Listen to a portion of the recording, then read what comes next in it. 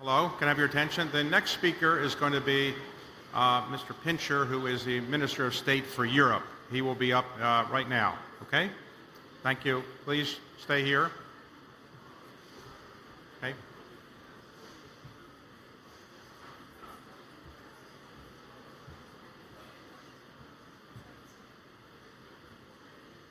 Well, thank you very much, David. And I know I have a very hard act to follow, so I hope that you will bear with me. Prime Minister, ladies and gentlemen. Hello, Fareed.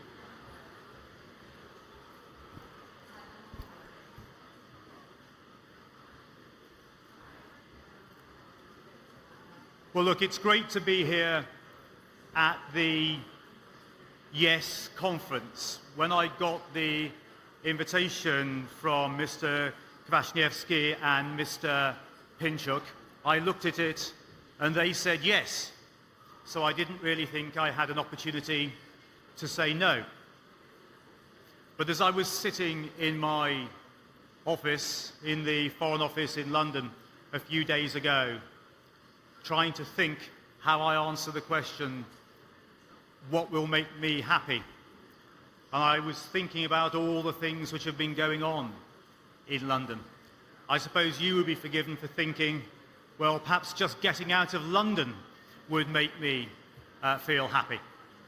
I know that the same idea has appealed to my very good friend Richard Risby, Lord Risby, who is here somewhere today, and possibly a few of my other parliamentary colleagues as well. I certainly know that my constituents, the British people, will be happy when we finally get on and finish Brexit. Perhaps we'll say a few words about that in questions later. But I really want to say how very pleased I am to be here at this conference today. I was asked by Victor and his team to speak about the United Kingdom and Ukraine in a new world, and that got me thinking about some of the new challenges that we face and how new and how different those challenges actually are. Because of course it's true that we face a new range of challenges, from climate change to artificial intelligence. But some of the challenges we face are not so new. In fact, some of them are really quite old. Protectionism isn't new, and that doesn't make people feel happy. Nationalism is not new. Strongman politics is not new. Russia's attempt to play the strongman and imprison Ukraine in its supposed sphere of influence also harks back to, I think, a very unhappy and dark age that we all thought had been consigned to the history books. And for me, that means that Ukraine has become the latest front line of a long European struggle for freedom, democracy, and security. Because when I was a student, quite a few years ago now, unfortunately, that front line was in West Germany. It was in Austria. Now, today, the front line is Ukraine. And that is why the United Kingdom is determined to continue playing a leading role both in European security and in supporting Ukraine's Euro-Atlantic ambitions. And that's why I am so pleased that Ukraine is the destination for my first overseas visit as Britain's Minister for Europe. I wanted to come and stand alongside you on the new front line. because more than 70 years on from the end of the Second World War, 30 years since the fall of the Iron Curtain, Ukrainians know better than most that we still cannot take our democratic freedoms for granted. Those values, those important values, require constant vigilance to guard them against attack and subversion. So the first commitment I make on my first foreign visit is this: for as long as it takes our Ukrainian friends to achieve the security, the liberty, the prosperity, and the happiness that you so rightly demand and deserve, the United Kingdom stands by your side.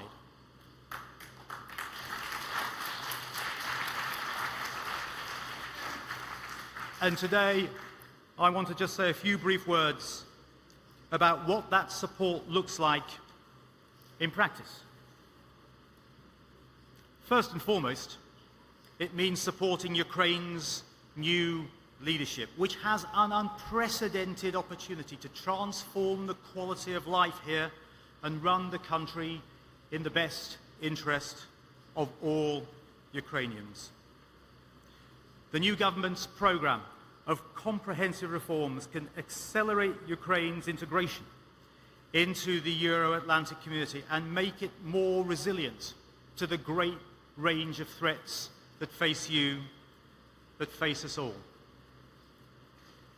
The early signs are that President Zelensky and his government is determined to grasp and embrace that opportunity. We heard it from the President himself yesterday. We saw him last night. We've heard the Prime Minister speak so passionately and eloquently early on. There is an impressive urgency about reform. And that's matched with the energetic start in the new RADA, something like 188 pieces of legislation in 2 weeks. We can't quite match that at Westminster. Would that we could. And the early adoption of important parts of that legislation, such as legislation on illegal enrichment, will restore and strengthen important powers in the fight against corruption. Lifting immunity of MPs may be controversial amongst some, but it accords with a key tenet of the United Kingdom's own constitutional settlement, that the rule of law is the bedrock of all democracies, and that all are equal before the law. No one can stand above it. And the United Kingdom will continue to do all we can to help Ukraine's virile reform programme succeed.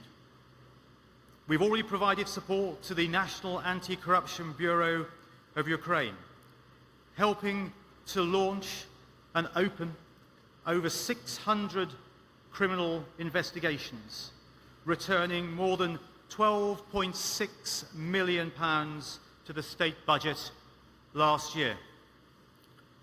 We've supported ProZorro, Ukraine's public procurement platform, in transitioning it from a civil society initiative to a state-owned and run procurement platform, helping to increase competition and curb corruption to the tune of £2.2 billion of public funds. And ProZorro is fast becoming a benchmark for public procurement worldwide. We will expand our assistance across a range of fields, from defence, security, cyber, and good governance. But we know that we need to do more, because we know that those who seek to undermine our democracies and our prosperity will continue to pose a risk to our shared security. That's why we must remain absolutely united in our determination to preserve the rules-based international system that has served us all so well for so long. Regrettably, Russia does not want, it appears, to play by those rules, opting instead to violate Ukraine's sovereignty and territorial integrity. Not once, not twice, but over and over and over again.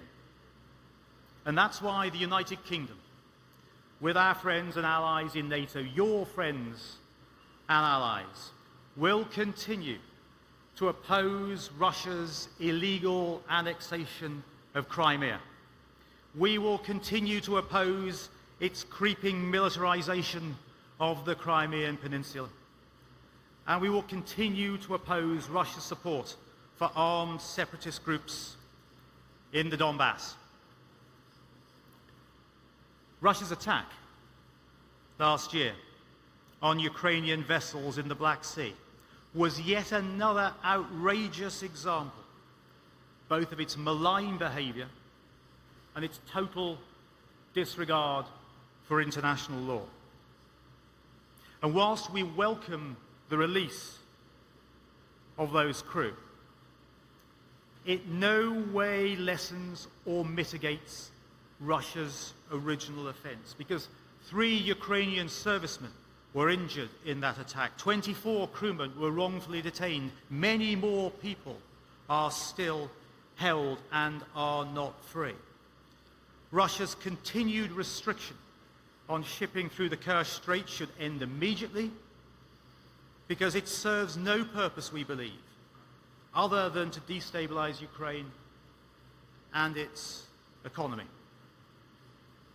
Now, the United Kingdom was one of the first nations to show support for Ukraine in the wake of that attack. We were instrumental in arranging a fresh round of international sanctions on Russia and in mobilizing the deployment of NATO military assets to the Black Sea in a defensive role. Royal Navy vessels have visited Odessa 3 times since last December, and HMS Duncan participated in NATO's Sea Breeze training exercise last June. We've extended the length of Operation Orbital, our military training mission in the Ukraine, and we've widened its scope to include maritime security. Now, why do I say all that? Why do I describe it? Not because I want to boast, because it's that kind of practical, pragmatic help we've provided and can continue to provide to all who believe in upholding the international legal order. It's because of our belief in democracy and our support for the rules bound together in our system of democratic international alliances we believe remain our best defense against the challenges that we all face, both new and old. Integration into the Euro-Atlantic community means greater security for us all, and it also means a better chance for everyone in the Ukraine. But you can't have a better and happier life without better trade. So we also look forward, as the Prime Minister himself, I think, looks forward, to expanding our trade as well as our broader political, economic and social links after Britain has left the European Union. Last year, our exports to Ukraine increased by over 25%, and we invested $105 million in Ukraine's economy. There's just one example of that investment and that help. UK experts are working with their Ukrainian counterparts on modernizing the civil nuclear industry, in environmental standards and in managing nuclear waste. Ukrainian experts have been to Britain, to Sellafield, and our experts plan to visit the Chernobyl exclusion zone. There's growing confidence among British companies in your market. That's demonstrated by the UK Pavilion at this year's GrainTech show in Kiev. We've made really very good progress on our bilateral arrangement, our new bilateral arrangement, and I hope very much we can finalize it before the 31st of October, because that's a very important symbol, a vital signal that Ukraine is open for business. And along with the Fitch upgrade of just a few days ago, I believe it will help unlock further bilateral trade between our countries and encourage capital investment.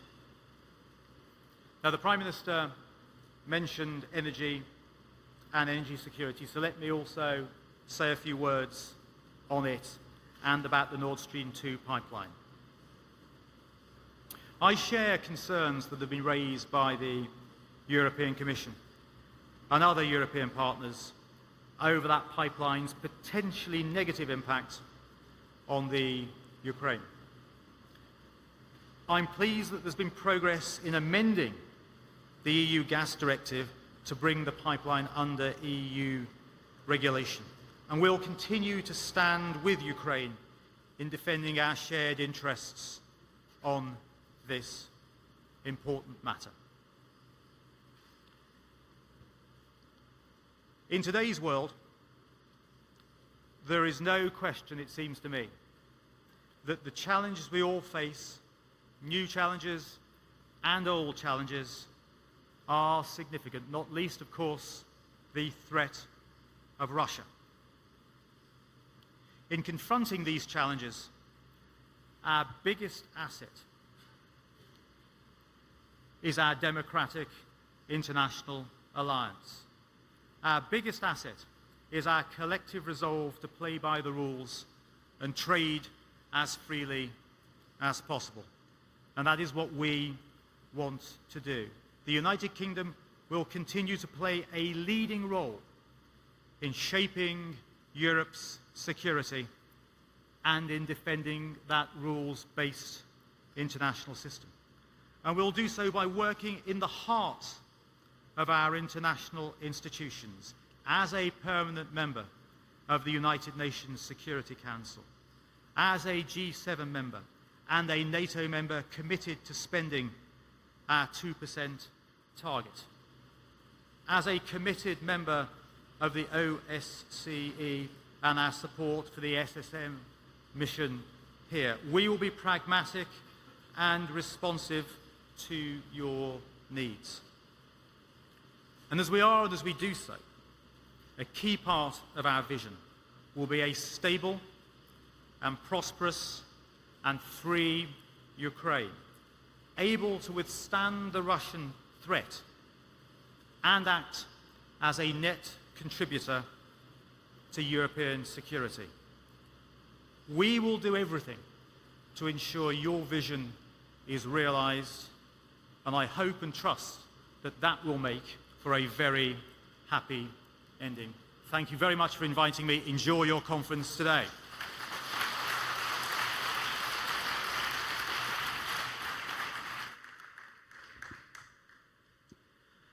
Thank you very much.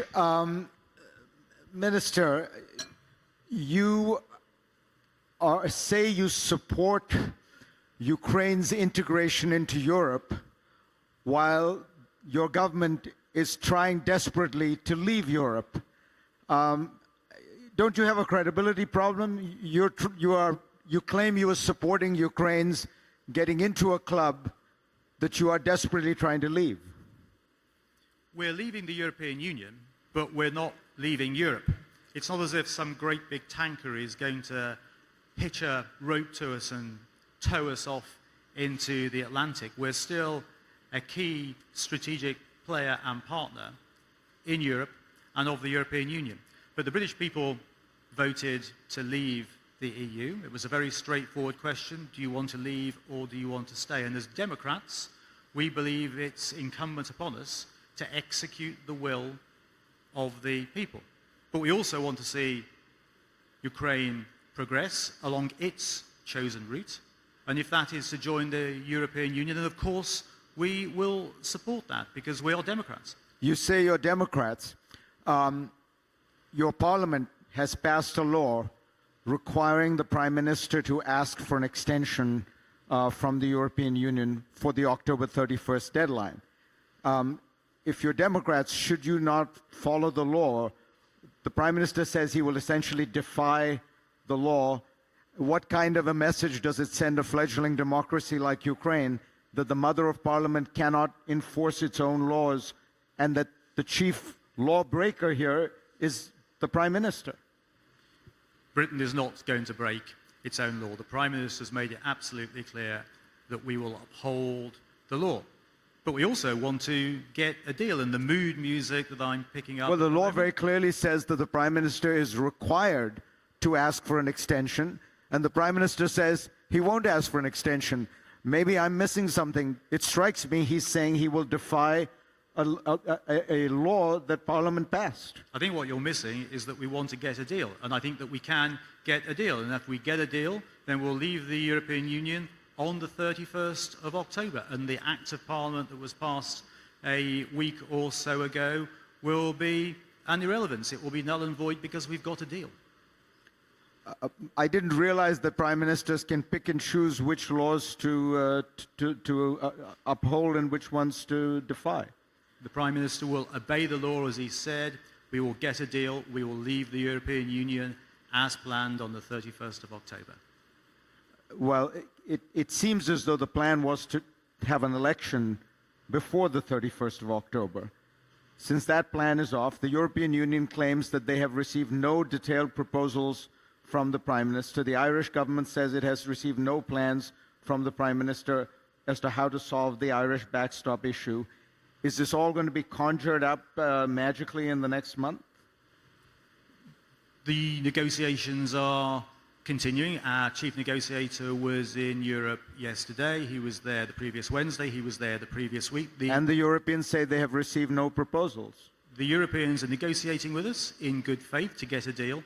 And the Irish, the Prime Minister, Mr. Varadkar, had, I think, a really productive conversation with the Prime Minister last week. And at that press conference, he said, we have not received any proposals. I'm confident that we can get a deal. That's what the government's working at.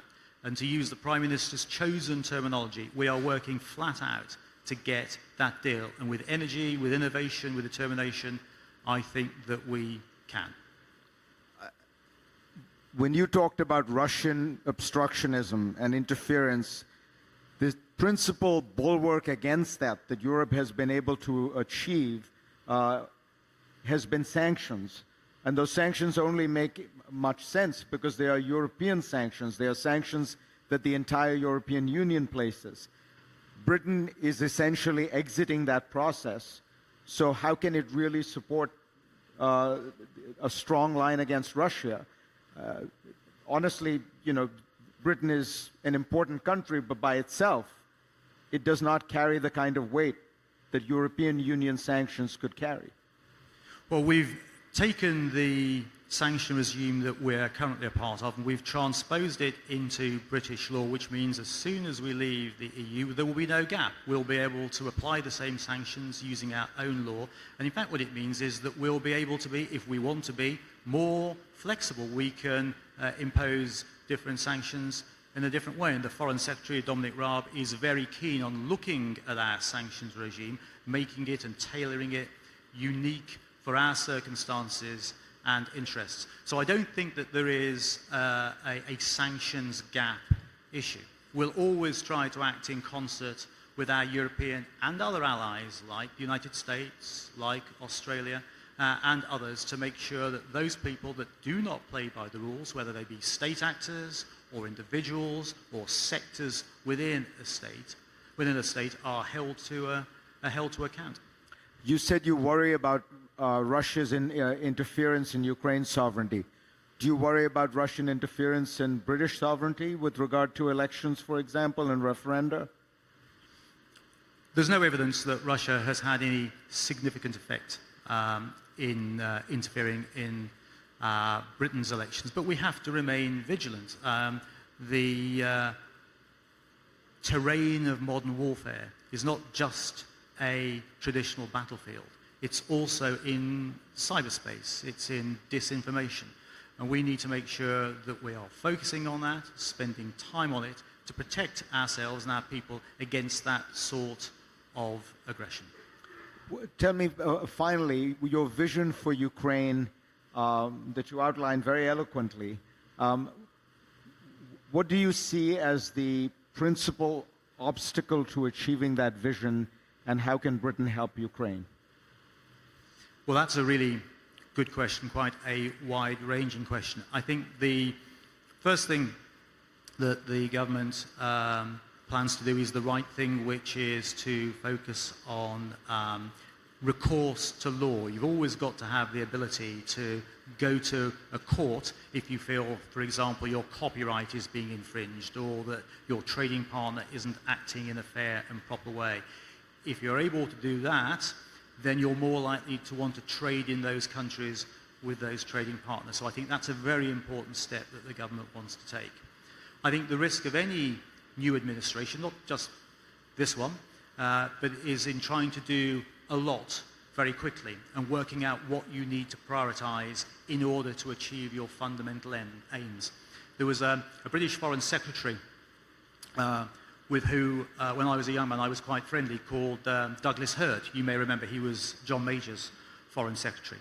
And he once said to me, and I thought it was quite an apposite comment, he said, governments come to power at different times in different departments. And what he meant was, you haven't got time to do everything straight away. You've got to prioritize. And I think that's probably the greatest challenge for any new government, particularly an administration such as this young administration, and particularly when the RADA is so very new and exciting and energetic, but still fundamentally very new. Minister, I've asked you a bunch of tough questions. You've been very sporting to answer them all. You didn't ask me anything about Brexit. Why not? Yeah, I think you knew that you were going to get those questions, and you parried most of them very well. Thanks very much.